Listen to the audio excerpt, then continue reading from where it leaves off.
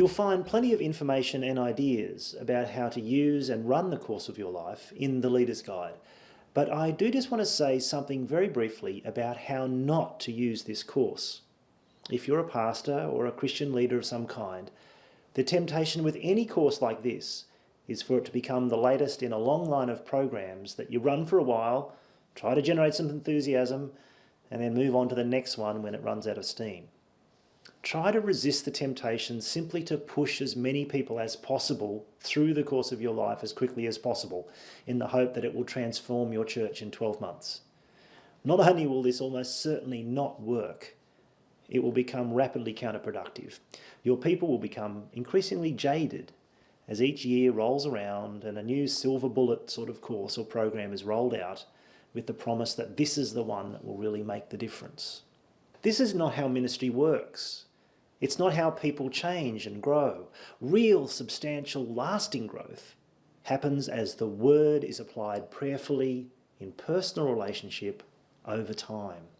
And a course like this one, and this is true of any course or framework or resource, is not a substitute for the steady, consistent, people-focused work of training disciples and disciple makers. But it may be a very useful tool for doing that training. So the best way to use the course of your life is broadly but patiently. It is certainly not a course just for the elite. Over time it could become a basic framework that you want as many people as possible in your congregation to use and to go through. Potentially it is for everyone. But if you try to push everyone through it quickly, you'll almost certainly fail because people need time. Time to think and work the ideas through in their lives. Time to change old habits and ways of thinking. Time to gain confidence in their ability to minister to others. But the Word and Spirit of God are immensely powerful. Over time, they can do what no program or structure or ministry fad can do, and that is profoundly change the hearts and minds and lives of God's people. If you are the pastor or the assistant pastor of a congregation or a ministry leader of some kind, you might be leading a Bible study group or involved in youth ministry or women's ministry or student ministry, whatever it is.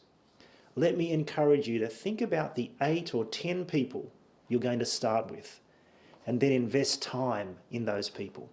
Use the course of your life as a starting point, as a framework to get you going, but don't stop there. Spend 3, 6, 12 months together. And when you think the time is right, get some of that initial group of 8 or 10 to help you run the course with others and invest in their lives as well over time. Start small, go deep, and then see it spread. It takes longer, but the long-term fruit of that kind of investment is massive, not only in the lives of those people, but in the people they will then go on to influence and disciple and train. Think big by all means, but aim for real and substantial change, not a quick fix.